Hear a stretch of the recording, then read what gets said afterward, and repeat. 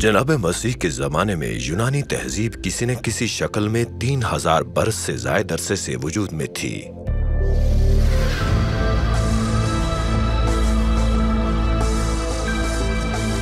हम फौरी तौर पर यूनान के बारे में किताब मुक़द्दस के तनाज़ुर से नहीं सोचते हैं, लेकिन यकीनन इसका वजूद हर वक्त था और बहुत से रवाबित भी थे, ख़ास तौर पर इंजील शरीफ के साथ। और आज हम इस प्रोग्राम में यही तलाश करने जा रहे हैं। किताब मुक़द्दस के कदीम मुकामात में खुशामदीद। मेरा नाम डेविड सूचे है।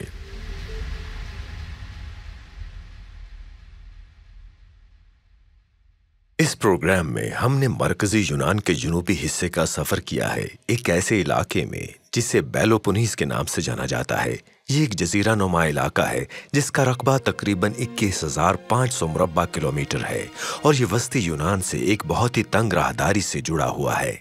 जोग्राफियाई लिहाज से ये एक बहुत ही पतले धागे की तरह है, लिहाजा पेलोपोनेस एक बड़े जजीरे की तरह है, जिसका मतलब है कि इसकी साहिली पट्टी और साहिल पुरकशिश है, लेकिन ये बर्फ से ढके हुए पहाड़ों, अंगूर के बागात और जैतून के बागात का इलाका भी है और यकीनन यहाँ तारीखी मुकामात की भरमार है।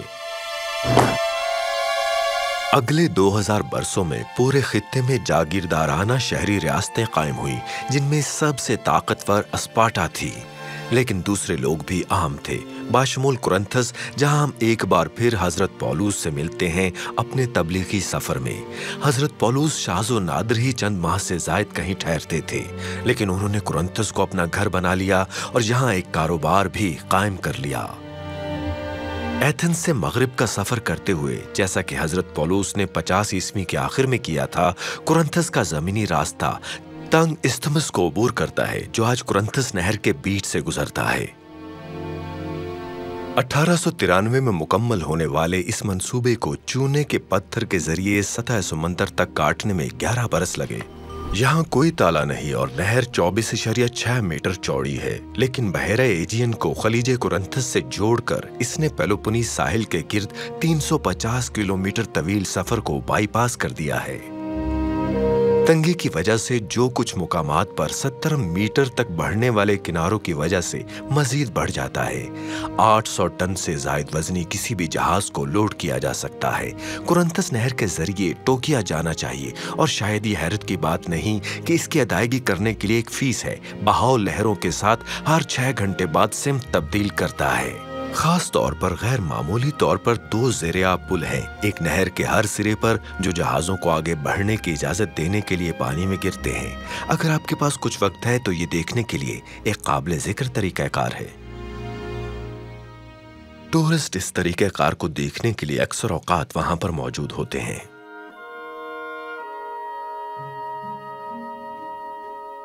जब हजरत पौलुस कुरिन्थस पहुंचे तो पेलोपोनेस रोमियो के कंट्रोल में था, जिन्होंने 146 कबल मसीह तक पूरे जजीरा इलाके पर कब्जा कर लिया था। इस तंग पट्टी के आखिर में शहर का इलाका स्ट्रेटेजिक और तिजारती दोनों अहमियत का हामिल था। कदीम हीलियानी शहर का ज्यादातर हिस्सा रोमियो ने हमला करते हुए तबाह कर दिया था, लेकिन 44 कबल मसीह में यूलिस कैसर ने कुरिन्थस को एक बड़ी बस्ती के तौर पर दोबारा कायम किया। जब हजरत पौलुस तशरीफ लाए तो ये एक बार फिर तिजारत और सियासत का एक फलता फूलता मरकज बन चुका था, लेकिन एथेंस या थेसलोनिके के बरक्स ये बुनियादी तौर पर एक जदीद कॉस्मोपॉलिटन शहर था, जिसमें ज्यादा तरक्की पसंद नुक्ता नजर था और असातीर या सोच के रिवायती तरीकों की कम जड़ें थीं। ये जिनसी बदअखलाकी के लिए भी तवील अरसे से शोहरत रखता था, हालांकि रोमी हुक्मरानी के तहत ऐसा कम हो गया था। एक तरफ हजरत पौलुस को उम्मीद थी कि आजाद ख्याल कुरिन्थियों में उनके पैगाम को ज्यादा कबूल किया जा सकता है, दूसरी तरफ कम रोक टोक वाले तर्ज जिंदगी के लिए शहर की साख ने उन्हें परेशान किया होगा और मुमकिना तौर पर मुशरिक माबूदों की इबादत पर काबू पाने से कहीं ज्यादा एक चैलेंज की नुमाइंदगी करता है। कुरिन्थस में रहने के बारे में इसके किसी भी शक व शुबे को जल्द ही खुदा ताला की तरफ से एक नजारे के जरिए खत्म कर दिया गया था। एक रात हजरत पौलुस के सामने हाजिर होकर खुदा ताला आमाल की किताब में फरमाते हैं, خوف نہ کر بلکہ کہے گا چپ نہ رہ، اس لیے کہ میں تیرے ساتھ ہوں اور کوئی شخص تجھ پر حملہ کر کے ضرر نہ پہنچا سکے گا، کیونکہ اس شہر میں میرے بہت سے لوگ ہیں۔ قدیم کرنتھس کے کسی بھی نظارے پر ایکرو کرنتھس کا غلبہ ہے، جس کے اوپر ایک بڑی چٹانی فصیل تعمیر کی گئی تھی، جس کے اوپر قدیم دور کا اکروپلس تعمیر کیا گیا تھا، جس میں محبت اور خوبصورتی کی دیوی افرودیتی کی عبادت گاہ بھی شامل تھی۔ ڈاکٹر مائیکل اسکاٹ ایک بار پھر ہمارے ساتھ شامل ہیں۔ ایکرو کرنتھس وسطی یونان میں سب سے زیادہ غالب مناظر میں سے ایک ہے۔ استھمس کو دیکھنے والی پہاڑی چوٹی مرکزی یونان اور پیلوپونیس کے مابین جوائننگ کوریڈور ہے۔ صدیوں تک قدیم زمانے سے لے کر 19ویں صدی تک ایک قلعے کی نشست، حفاظت، نگرانی اور کنٹرول کے لیے ایک مقام۔ یہ ایک اہم کراسنگ پوائنٹ ہے۔ قدیم دور میں یہ ایک ایسا شہر تھا جس کے مرکز میں ایک عبادت گاہ تھی، اور اس عبادت گاہ میں محبت، جنس اور زرخیزی کی دیوی افرودیتی کی عبادت گاہ تھی، جو ان کی پسندیدہ دیویوں میں سے ایک تھی۔ اور قدیم مصنفین میں سے ایک ہمیں اس عبادت گاہ کے بارے میں ایک دلچسپ کہانی بتاتا ہے کہ یہ عبادت گاہ اس زمانے میں گھر ہوا کرتی تھی 1000 طوائفوں کا۔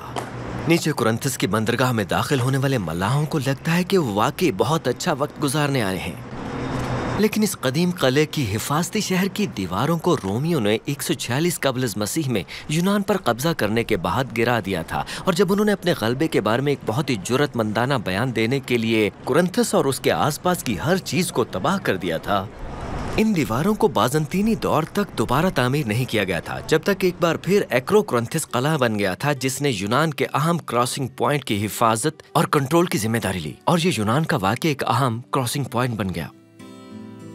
حضرت پولس نے بلا شبہ شہر میں داخل ہوتے ہوئے یہ دیکھا ہوگا، اور اگرچہ عبادت گاہ کھنڈرات بن گئی تھی، لیکن اس کا بڑے پیمانے پر جسم فروشی سے کوئی تعلق نہیں تھا۔ 500 میٹر سے زائد بلند ایکرو کرنتھس کا دفاع کرنا آسان تھا، اور خاص طور پر بعد کے بازنطینی دور کے دوران اسے بہت زیادہ مضبوط بنایا گیا تھا۔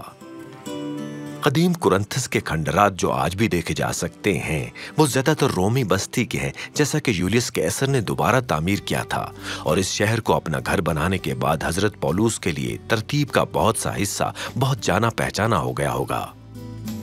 یہاں 600 برس کی یونانی سرگرمی کے بہت کم آثار موجود ہیں، لیکن ایک قابل ذکر چیز اپولو کی عبادت گاہ کی باقیات ہیں، جس کے 7 زندہ ڈروک ستون ہیں، جو تقریباً 540 قبل از مسیح کے ہیں۔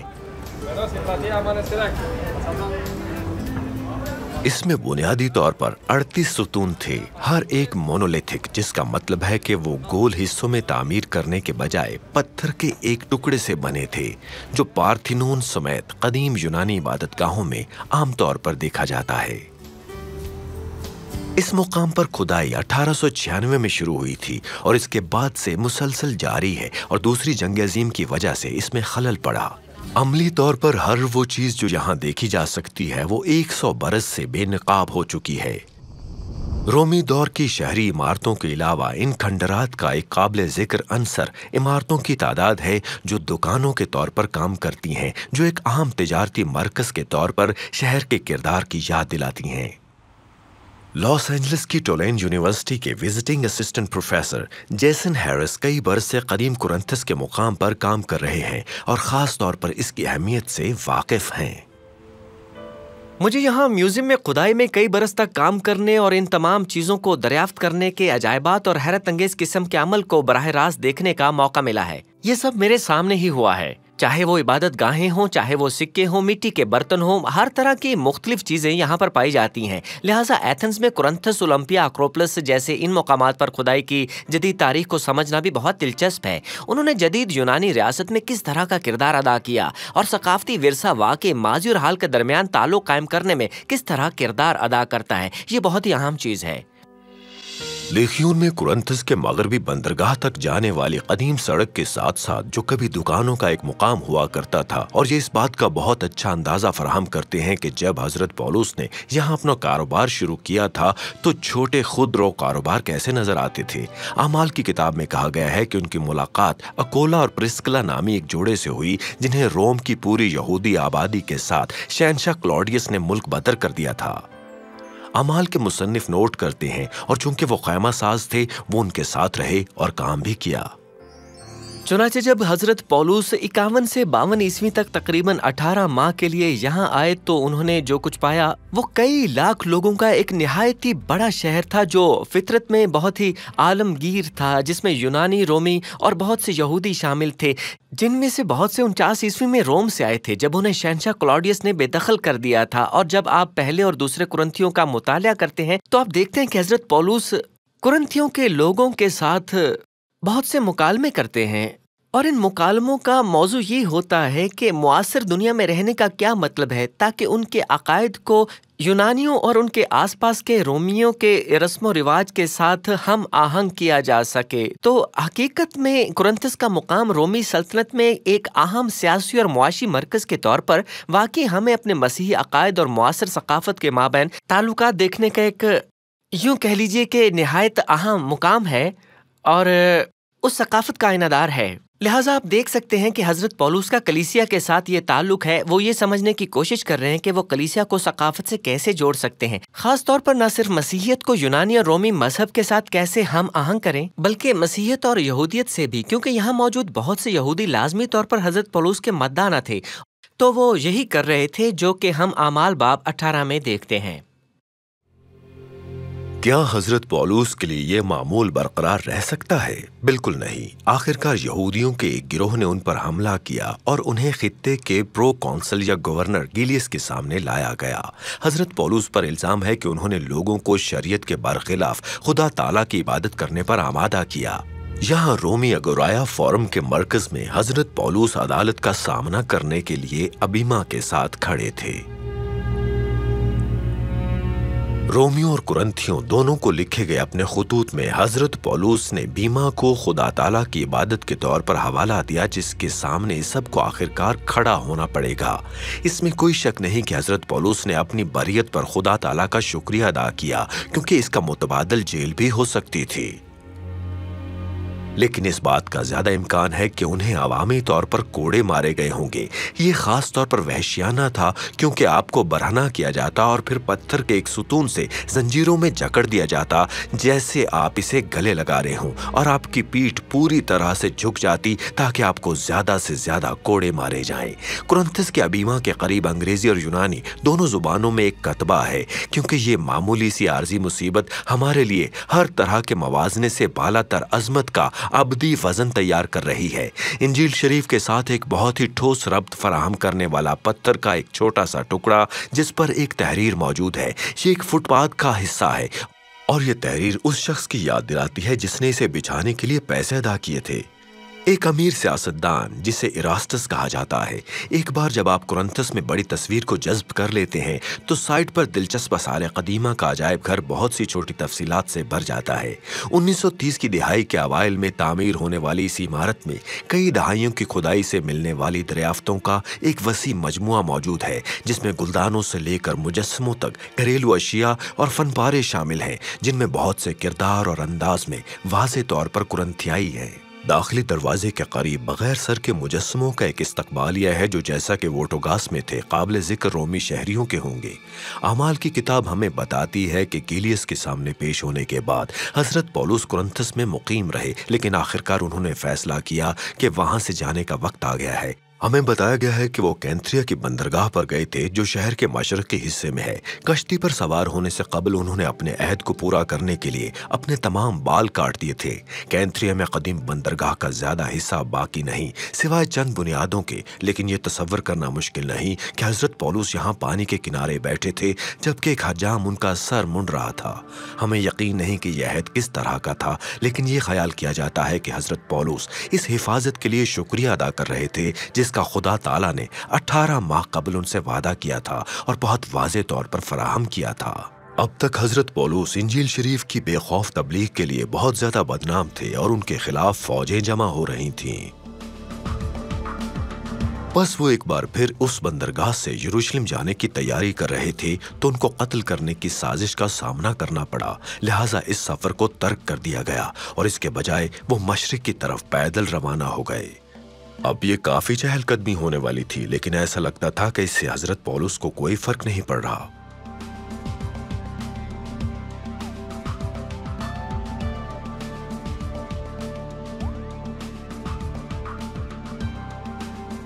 बिलाशुबा पेलोपोनीस पर सबसे मशहूर मुकामात में से एक यहाँ कदीम ओलंपिया में है, असल ओलंपिक खेलों का मुकाम।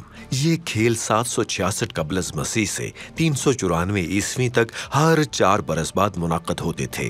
ख्याल ये है कि तमाम कौमें थोड़ी देर के लिए अपने इख्तलाफात को भूल गईं और खेलों के मुकाबले के जज्बे में एक साथ आईं। आप यूं कह सकते हैं कि आर्जी तौर पर अपने इख्तलाफात भुलाने का एक बहाना इसमें मुज़मिर था। ओलंपिया के बारे में खास तौर पर दिलचस्प बात यह है कि यह खास तौर पर खेलों के लिए बनाया गया था और लिहाजा रिहायशी आबादी न थी।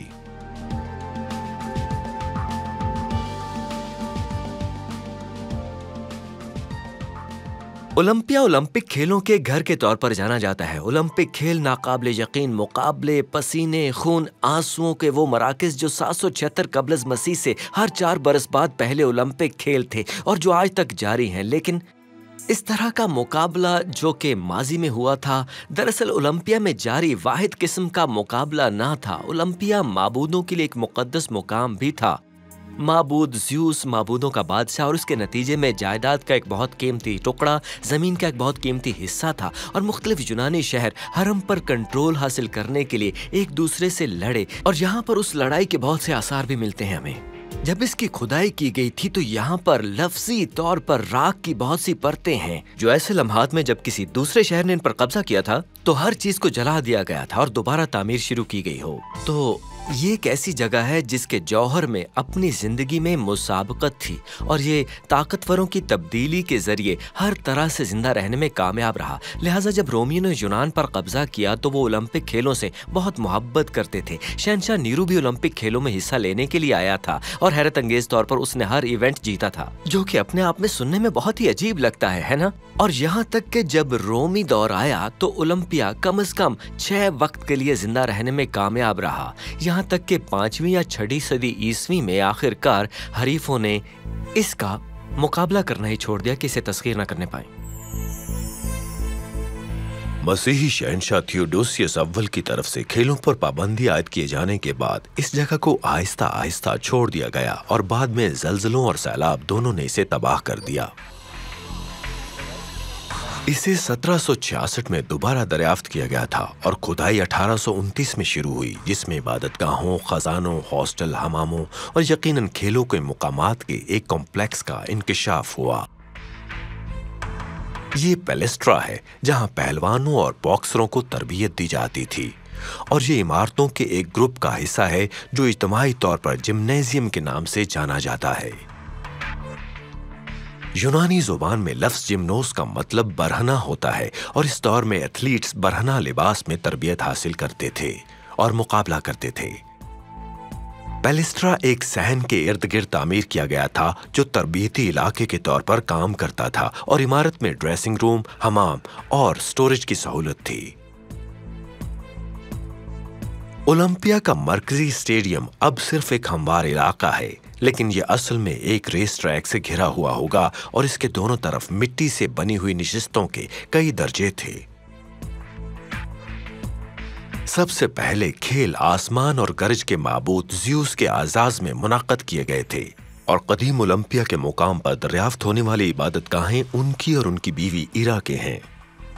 यहाँ ईरा की इबादतगाह में ओलंपिक मशल को पैराबोलिक आईने के साथ सूरज की शुआओं को मरकूज करके जलाया जाता है और फिर मशल दुनिया भर में मौसम गर्मा या मौसम सरमा के खेलों के मुकाम पर रिले पर रवाना होती है।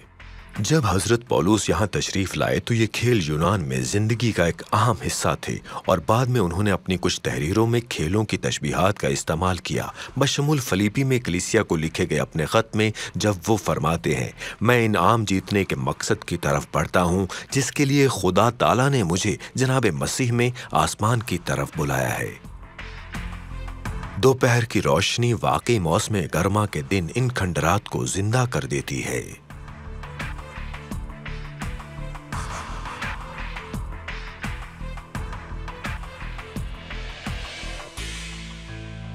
پیلوپونیس کے مغربی ساحل سے تھوڑا آگے پیلوس کا چھوٹا سا قصبہ ہے، جسے اکثر گائیڈ بکس میں جزیرہ نما علاقے میں سب سے خوبصورت کے طور پر بیان کیا جاتا ہے۔ یہ قابل تعریف ہے کیونکہ جزیرہ نما علاقے کے اس حصے میں سمندر کے کنارے خوبصورت شہروں کے مناسب حصے سے کہیں زیادہ ہے۔ لیکن پیلوس واقعی ان میں سے ایک ہیرا ہے۔ اگرچہ یہ مینسیائی دور کا ہے، لیکن پیلوس حالیہ تاریخ کی ایک قسط کے لیے زیادہ مشہور ہے۔ یونانی جنگ آزادی کے وقت پیلوس کو ناویرینو کہا جاتا تھا، اور جیسا کہ کئی صدیوں سے ہوتا رہا ہے، اس کی خوبصورت خلیج کو ایک بار پھر اسٹریٹجک طور پر اہم سمجھا جاتا تھا۔ پیلوس کی بندرگاہ پر ایک بڑا عثمانی آرمڈ لنگر انداز تھا۔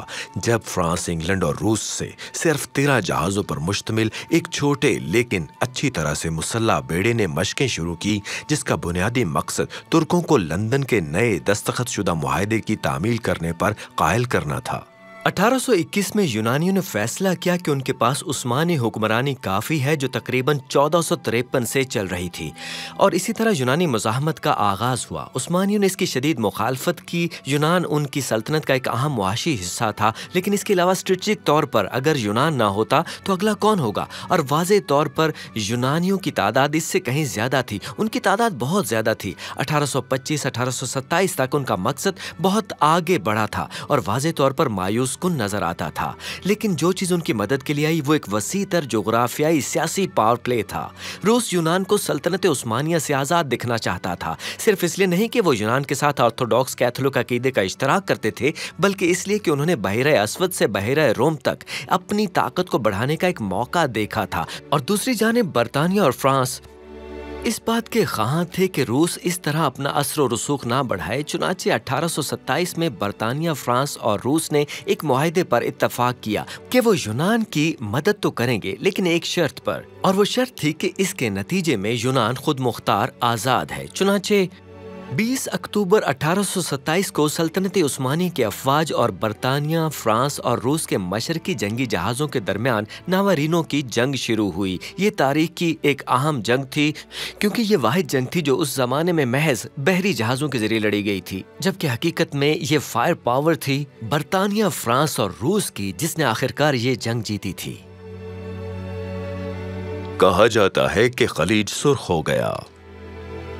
ناوارینو کی جنگ کو نوزائیدہ یونانی جمہوریہ کو تباہی سے بچانے کا سہرا دیا جاتا ہے، اور ترک بحری جہازوں کے کچھ ملبے اب بھی صاف پانیوں میں نظر آتے ہیں، جو اب ان کے روایتی ایکوا میرین میں واپس آ چکے ہیں۔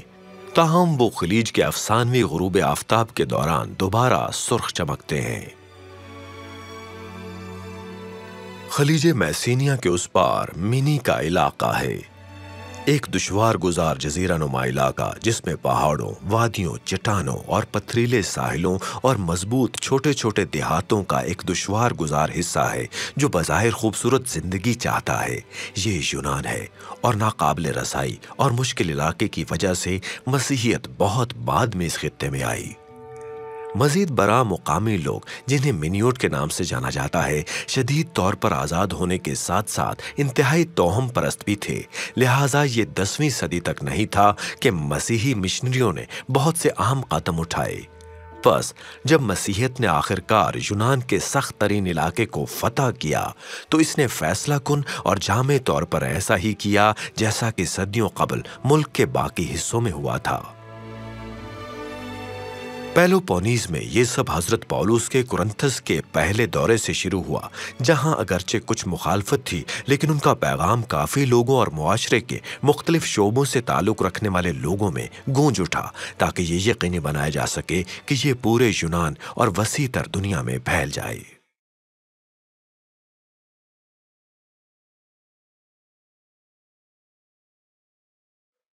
پیلوپونیز کے جنوبی سرے کو چھوڑ کر ہم ایتھنز واپس جاتے ہیں، تاکہ ہم جنوب میں پیریوس کی بندرگاہ سے بحیرہ ایجین کی طرف سفر کر سکیں، شاندار یونانی جزیروں کی طرف جا سکیں، نیلے اور سفید رنگ کے دلکش نظارے اور سیاحوں کو پوری طرح سے محظوظ کرنے کے لیے شہرت رکھنے والے جگہوں کو دیکھ سکیں۔ شاندار سیگلیٹک جزیروں سے گزرتے ہوئے یہ رکنے کے لیے پرکشش ہے، لیکن ہماری منزل دور ایک علاقہ ہے جسے ڈوڈیکا نیز کہا جاتا ہے۔ یہ جزیرے یونانی سرزمین کے مقابلے میں ترکی کی مغربی ساحلی پٹی کے قریب ہیں۔ یہاں سب سے بڑا روڈز ہے جو یونان کے بہت سے پرکشش مقامات کو ایک انتہائی مرتکز تجربے میں تبدیل کرتا ہے۔ لیکن ہم پتمس میں بھی دلچسپی رکھتے ہیں جس کا کتاب مقدس کے ساتھ بہت خاص تعلق ہے۔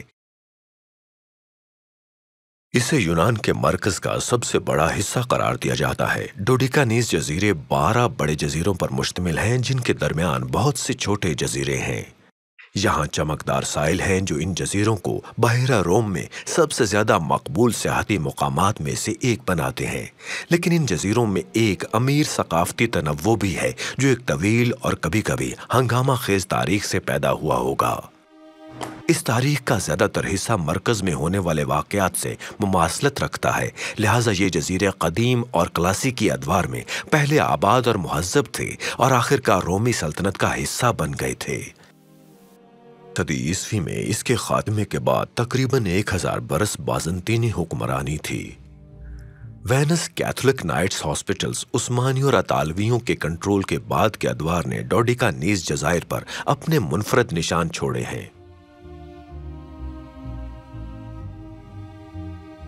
کہا جاتا ہے کہ روڈز کا جزیرہ معبود ہیلوس، سورج اور نیمفٹ روڈیئر کے درمیان جوڑ کے نتیجے میں پیدا ہوا تھا، اور روڈز جزیرہ وسیع تر ایجین بحیرہ روم کی دنیا میں ایک انتہائی اہم بندرگاہ بن گیا جس پر اس کے بہت سے بادشاہوں اور طاقتوروں نے جنگ لڑی۔ 4 صدی قبل از مسیح کے آخر میں ان بادشاہوں میں سے ایک نے جزیرے پر اپنے لیے قبضہ کرنے کی کوشش کی اور وہ ہار گیا، اور روڈیوں نے اس کے نتیجے میں حاصل ہونے والی لوٹ مار کو قدیم دنیا کے 7 عجائبات میں سے ایک میں تبدیل کر دیا۔ معبود ہیلوس، سورج کا مجسمہ جو روز شہر میں بندرگاہ کے داخلی دروازے پر کھڑا تھا، اور اس کے بعد صدیوں تک روڈز اس بحیرہ روم کے نیٹ ورک کے اندر عظیم تجارتی مقام کی حیثیت پر قابض رہا۔ 600 عیسوی میں ہم نے روڈین سمندری سرداروں کے بارے میں سنا، وہ اب بھی لہروں کو کنٹرول کر رہے تھے، اور پھر 1309 میں روڈز کی تاریخ میں ایک نیا باب شروع ہوا، اور یہ باب شروع ہوا ایک نئے فاتح کے ساتھ، اور یہ نیا فاتح تھا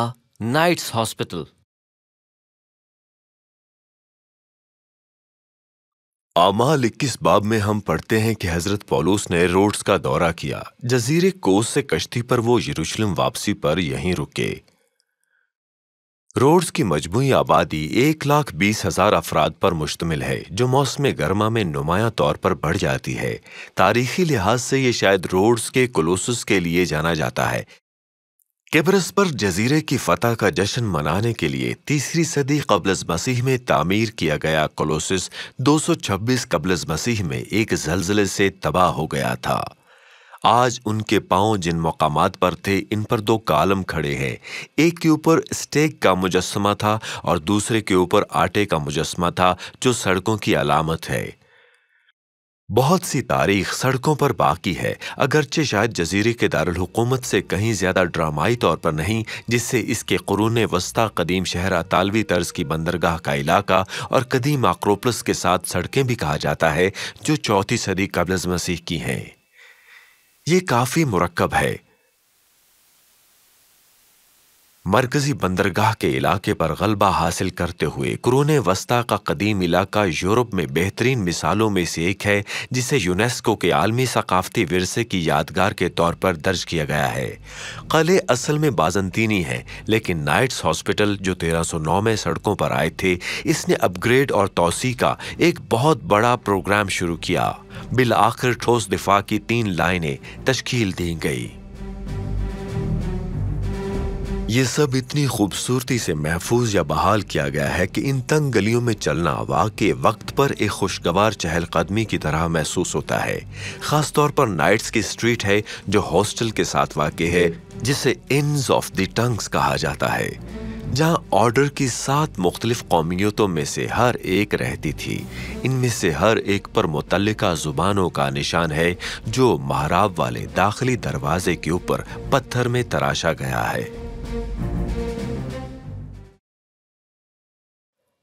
7ویں صدی عیسوی میں یروشلم میں ایک گروہ تشکیل دیا گیا جو بیمار اور بوڑھے زائرین کی دیکھ بھال کرتا تھا جو مقدس شہر کی طرف جانے میں کامیاب ہو گئے تھے۔ 11ویں صدی میں پہلی صلیبی جنگ کے بعد یہ گروہ ڈاکٹروں کے ایک گروہ سے ایک فوجی لڑاکا فورس میں تبدیل ہو گیا جس کا کام زائرین کی حفاظت کرنا اور مقدس شہر کی حفاظت کرنا تھا۔ مقدس زمینوں پر مسیحی دنیا کی گرفت یہ نائٹ صلیبی جنگجو تھے اور اگلی صدیوں میں شام اور مقدس سرزمین میں ان کی طاقت اور اثر و رسوخ میں تیزی سے اضافہ ہوا۔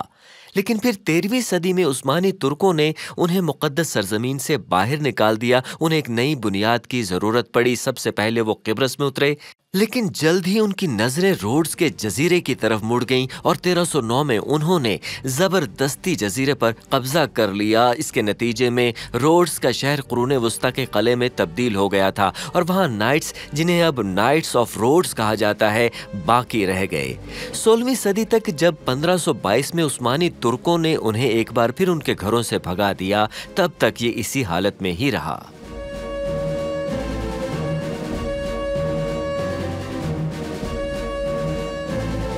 روڈز اپنے علاقے کا زیادہ سے زیادہ فائدہ اٹھاتا ہے، لہٰذا تقریباً ہر طرف پانی کے نظارے اور ساحل موجود ہیں جہاں ایجین پر ایک حیرت انگیز غروب آفتاب کا نظارہ دیکھا جا سکتا ہے۔ تھوڑا سا جنوب کی طرف جائیں اور سڑک آپ کو لنڈوس لے جاتی ہے، یقینی طور پر کلاسیکی سفید پوش یونانی گاؤں کے شاندار نیلے رنگ کے سمندر کو گلے لگانے کے بارے میں ہر کسی کے تصورات کا ادراک۔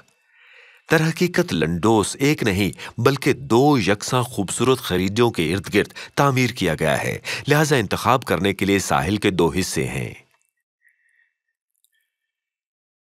ان میں سے زیادہ پناہ گاہوں کو حضرت پولس کی خلیج کہا جاتا ہے اور یہ دعویٰ کیا جاتا ہے کہ انہوں نے 43 عیسوی میں ایک طوفان سے یہاں پناہ لی اور خوش قسمتی سے مسیحیت کو روڈز کے جزیرے میں لائے۔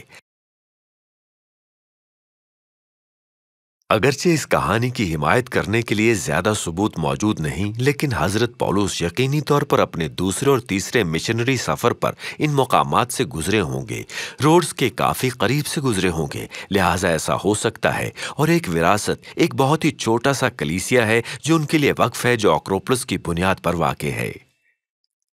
اگرچہ ساحل لنڈوس کی ایک بڑی کشش ہے، لیکن اس کا شاندار قدیم اکروپولس بھی دیکھنے کے قابل ہے۔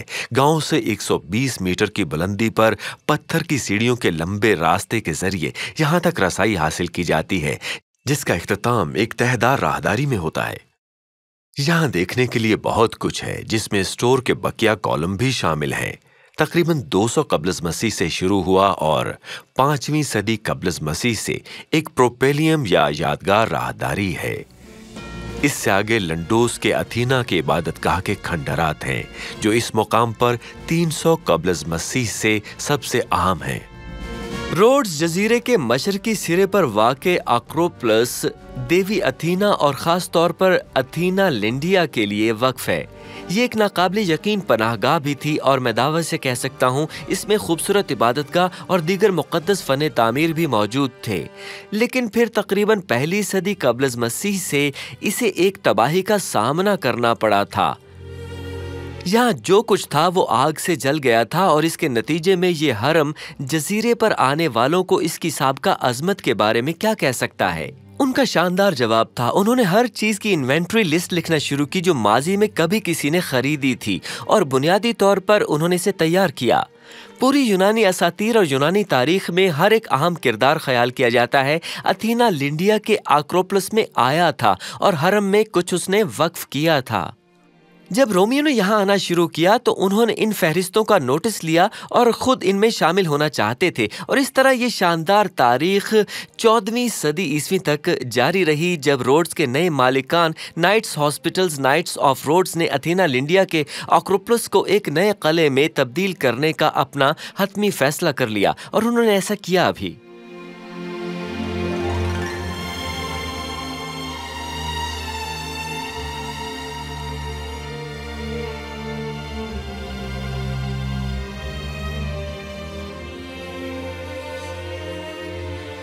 فلم کے شوقین شاید پہچان لیں کہ دی گنز آف ناوارون کے مناظر یہیں پر فلمائے گئے تھے۔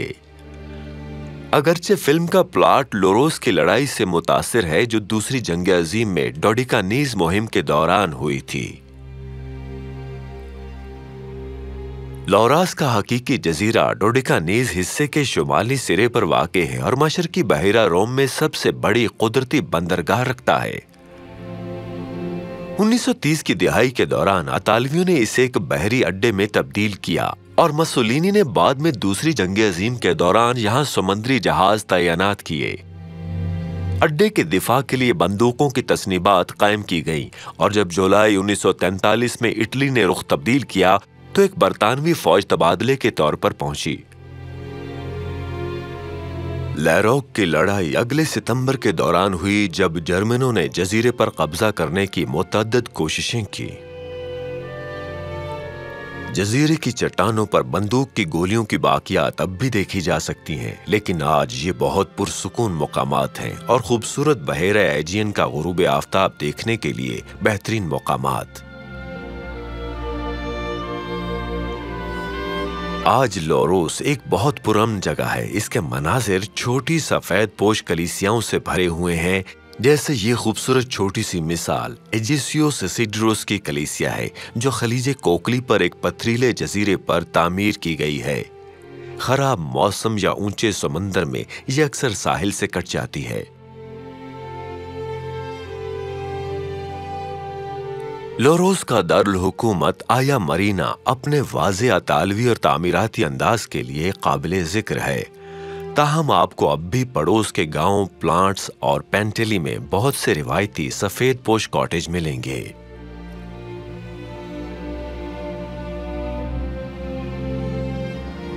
آیا مرینا بھی ایک بندرگاہ ہے اور اس کی خوبصورت بندرگاہ کا داخلی دروازہ ایک قدیم رومی قلعے سے گھرا ہوا ہے جسے بروزی کہا جاتا ہے، اور ایک تاریخی ونڈ مل ہے جو تقریباً پانی سے سیدھا اٹھتی ہوئی نظر آتی ہے اور جزیرے کے تمام حصوں سے دیکھی جا سکتی ہے۔ ان سب پر بی بی مریم کا قلعہ کاسترو ڈس پیلیجز کی حیرت انگیز موجودگی ہے۔ ایک بار پھر بازنطینی کی ابتدا ہوئی اور بعد میں نائٹس ہاسپٹل نے اس میں ترمیم کی۔ قلعے کے مغرب کی طرف 17ویں صدی کی پناجیا کلیسیا تعمیر کی گئی جو بی بی مریم کے لیے وقف ہے۔ یہ سب سے الگ تھلگ ہے۔ ساحل، ہلکی ہری پہاڑیاں، زیتون کے باغات اور پائن کے جنگلات لوروس کو ایک عظیم قدرتی خوبصورتی سے مالا مال کرتے ہیں اور اسے اکثر یونان کی خفیہ جنت کے طور پر بیان کیا جاتا ہے، اور شمال کی طرف فاصلے پر کسی بھی اونچے مقام سے پتمس کا جزیرہ دیکھا جا سکتا ہے جو صرف ایک مختصر کشتی کی سواری پر ہے۔ پتمس کو مختلف طور پر جزیرہ قیامت، مقدس جزیرہ ایجین کے یروشلم کے طور پر جانا جاتا ہے۔ یہ سب اس کے تاریخی باشندوں میں سب سے مشہور حضرت یوحنا کے حوالہ جات ہیں جنہیں 95 عیسوی میں مشرق رومی شہنشاہ دومتیان نے یہاں جلا وطن کر دیا تھا۔ پتمس کسی بھی لحاظ سے دور دراز ہے، اگرچہ سیاحوں اور مسیحی زائرین دونوں میں اس کی مقبولیت کا مطلب ہے کہ جب حضرت یوحنا کو یہاں قید کیا گیا تھا تو ان تک آپ پہنچنا بہت آسان تھا۔ روڈز اور ایتھنز کے ساتھ براہ راست رابطے ہیں، ساتھ ہی ڈوڈیکانیز جزیروں کے دیگر اہم جزائر سے بھی روابط ہیں۔ یہی وجہ ہے کہ رومیوں نے خاص طور پر پتمس کو سیاسی اور مذہبی مخالفین کو جلا وطن کرنے کی جگہ کے طور پر استعمال کیا۔ پتمس ایک چھوٹا سا جزیرہ ہے، لیکن ابھی بھی دیکھنے کے لیے بہت کچھ ہے۔ اس میں سے زیادہ تر حضرت یوحنا سے متعلق ہے۔ در حقیقت اس چھوٹے سے جزیرے پر کل 365 کلیسیائیں موجود ہیں۔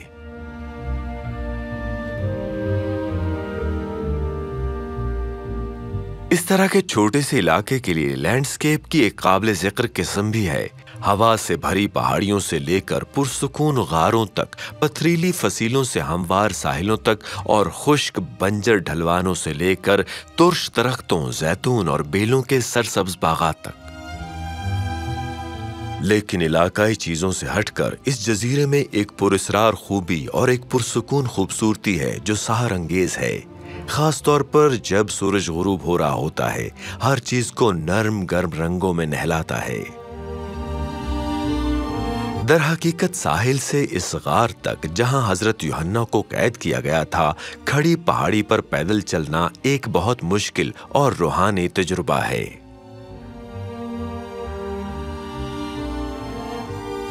پہلی آباد کاری 2000 قبل از مسیح کی ہے، لیکن یہ آیونی تھے جو 4 صدی میں تہذیب کی اعلیٰ سطح کو لائے تھے۔ ایک بندرگاہی قصبہ قائم کیا جسے اب اسکالا کہا جاتا ہے، جس میں قریبی کوہ کوسٹیلی پر ایک آکروپولس تھا۔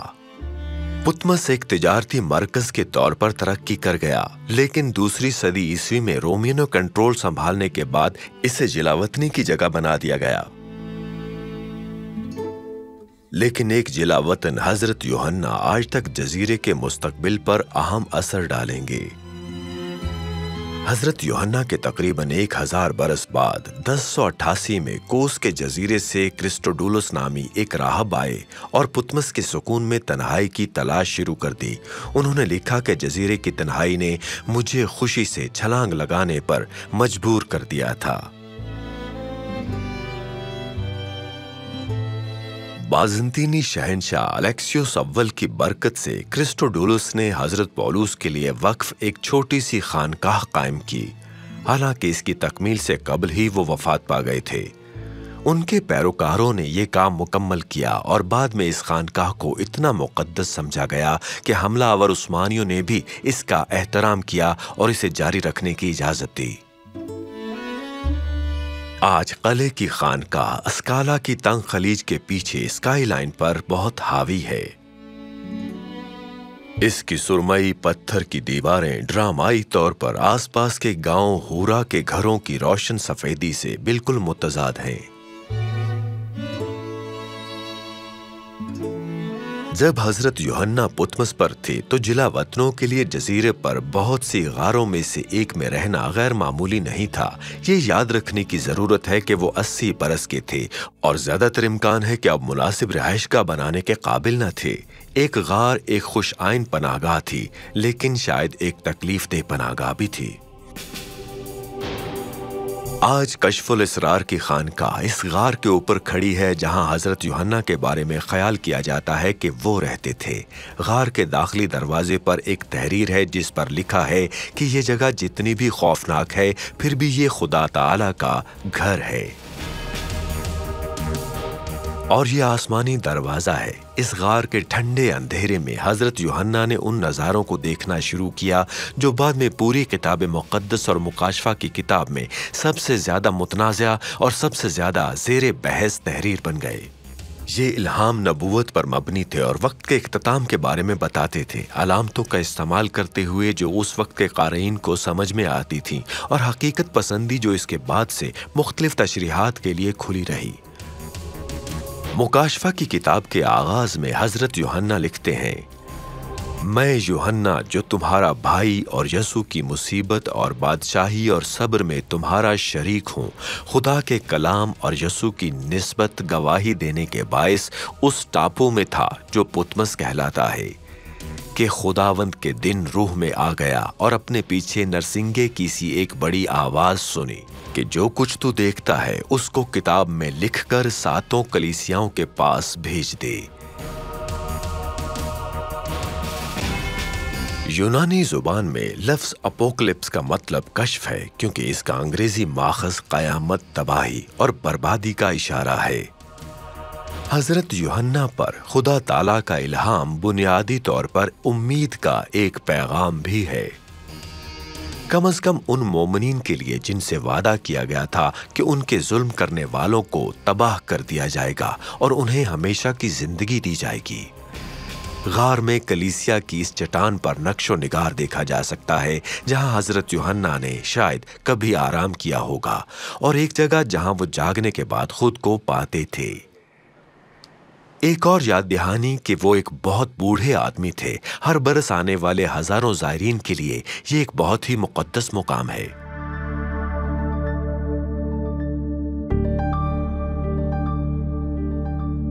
نچلی چھت پر چٹان میں واضح طور پر نظر آنے والی دراڑیں ہیں جن کے ذریعے روایت کے مطابق حضرت یوحنا نے خدا تعالیٰ کی آواز سنی۔ दीवारों की नक्श निगारी 12वीं सदी की हैं, लेकिन 1973 में ही दरियाफ्त हुई थी जब व्हाइट वॉश को हटा दिया गया था।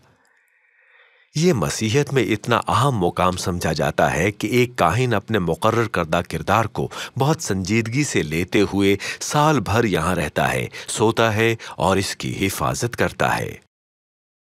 मौजूदा हुक्मरान 20 बरस से ज़ायद अरसे से ये काम करते चले आ रहे हैं। एजियन की रोशनी और रोजमर्रा जिंदगी के शोर से दूर ये पुरसुकून गार वाक़े ईमानदारों के लिए यकीन दहानी के पैगाम के साथ मुकाशफा की कहानी पर तवज्जो मरकूज करती है। कोई ताज्जुब की बात नहीं कि ये मसीहत में बहुत अहम और मुक़द्दस मुकाम समझा जाता है। यहाँ रिहायशी काहिन के जरिए हर रोज दुआया तकरीब का इनाकाद किया जाता है और इसमें शिरकत करना एक बहुत ही मुतासिर कुन तजुर्बा है। अब हजरत यूहन्ना की वफात के फौरन बाद ये गार मसीहियों की ज़ियारत का मुकाम बनने लगी और तकरीबन 4वीं सदी ईस्वी तक ऐसा लगता है कि इस जगह के तकद्दुस का जश्न मनाने में मदद के लिए वहाँ एक कलीसिया कायम की गई थी। लेकिन इसके बाद की सदियों में पुतमस की तारीख बहुत मुश्किल थी, क्योंकि इसे एजियन को कंट्रोल करने वाली मुख्तलिफ ताकतों के दरमियान जूझना पड़ा। 11वीं सदी के अवाखिर और 12वीं सदी के आगाज तक हमें इस जगह के तकद्दुस का जश्न मनाने के लिए वहाँ एक खानकाह मिल गई, वो खानकाह जो कि आज के दिन तक वहां पर जिंदा है। होरा का गांव कला बंद खानकाह के इर्द गिर्द वाक़े है। ये छोटे छोटे चौराहों और बरामदों से भरा हुआ है, तंग गलियों से भरा हुआ है जो सिर्फ तलाश होने का इंतजार कर रही हैं। खूबसूरती से बहाल शुदा पीरियड घर और हर जगह से हैरत अंगेज नज़ारों का वादा। खानकाह के करीब होरा का फने तामीर बुनियादी तौर पर बाज़ंतीनी है और अपने किरदार और अंदाज की वजह से बहुत मुतालियाती मौजू रहा है। ये मकानात 1453 में कुस्तुनतुनिया के खात्मे के बाद पनाह गज़ीनों ने तामीर किए थे। बस उनकी शहरी कसाफत उस वक्त मुकम्मल तौर पर देही माहौल के लिए गैर मामूली है। ढलवानों के नीचे किरदार एक बार फिर तब्दील हो जाता है, क्योंकि बहुत सी इमारतें आज़ाद हवेलियां हैं जो उस्मानी कब्जे के दौरान 16वीं और 17वीं सदी में तामीर की गई थीं। ज़्यादातर बुनियादी तौर पर बड़े बागात में मौजूद हैं, जिन पर बाद में छोटे घरों ने कब्जा कर लिया। खानकाह बज़ाते खुद इस पनागाह की तरह महसूस होती है जिसका असल इरादा था। अगरचे बैरूनी दुनिया को दीवारों के ऊपर से सहन और पनागाहों में इसकी तमाम शान शौकत के साथ देखा जा सकता है, लेकिन तवज्जो अंदरूनी नजर आने वाली और ज्यादा गौर तलब है। मरकजी कलीसिया के अंदरूनी हिस्से पर लकड़ी के नक्शो निगार का गलबा है। इसकी पेचीदगी और तफसील हैरत अंगेज है। ये 19वीं सदी के अवाइल की बात है, लेकिन ये इमारत दरअसल 1095 में मुकम्मल हुई थी। बहुत से फानूस और लैंप चांदी से बनाए गए हैं, जबकि फर्श की स्लैब संगमरमर की।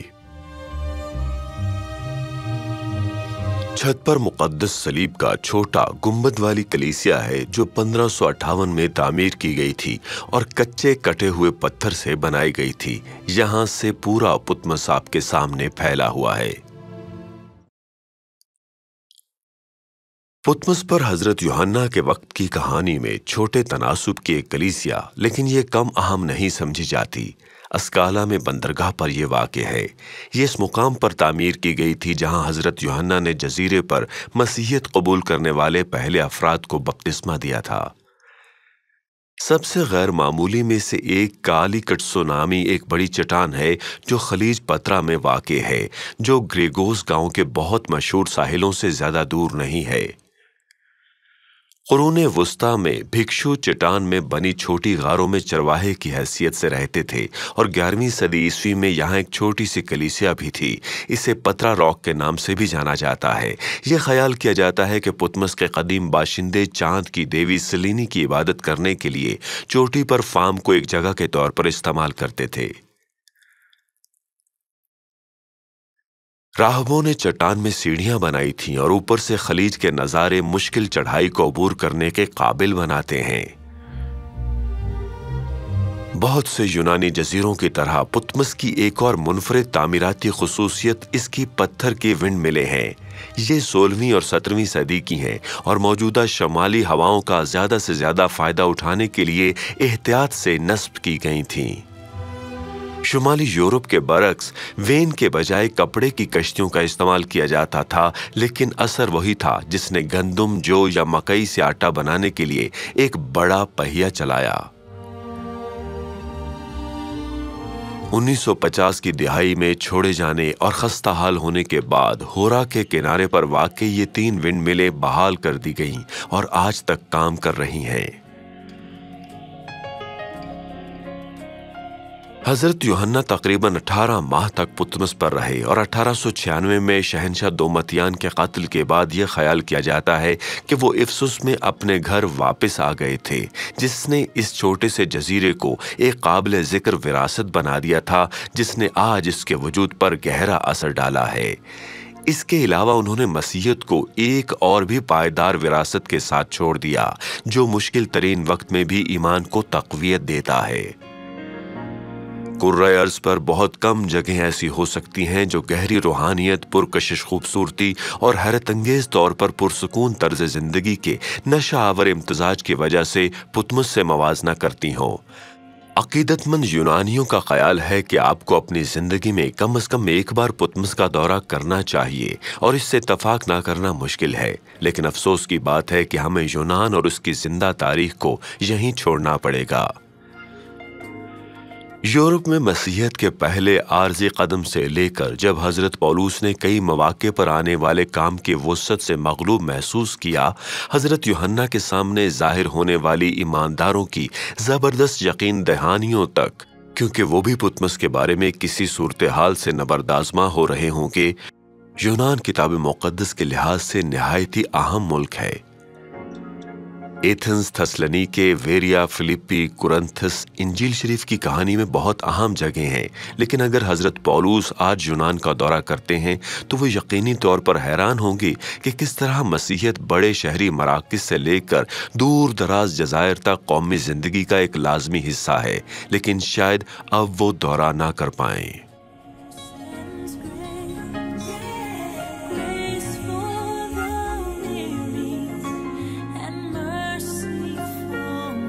شاید حضرت پولوس کا ایمان ہمیشہ اتنا مضبوط تھا کہ وہ اس بات پر یقین کرتے تھے کہ جو پیغام وہ لے کر آئے ہیں اسے نظر انداز نہیں کیا جا سکتا، اور حضرت یوحنا کے مستقبل کے رویا نے انہیں بھی یقین دلایا ہوگا کہ وہ جو کچھ لکھ رہے ہیں اس کے ابدی اثرات ہوں گے۔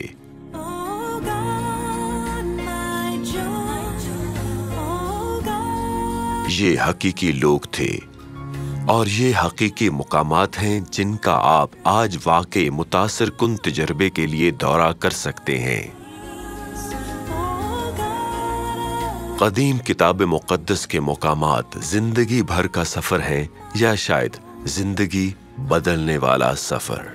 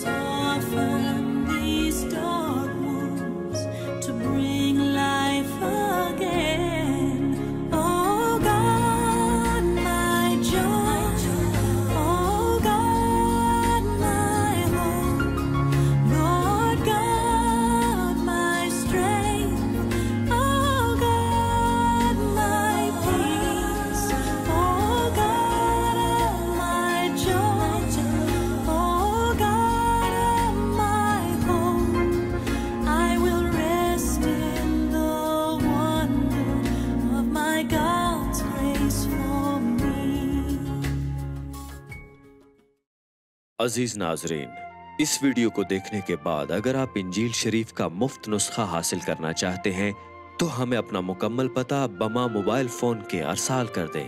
ہم پوری کوشش کریں گے کہ آپ تک انجیل شریف کا مفت نسخہ پہنچ جائے۔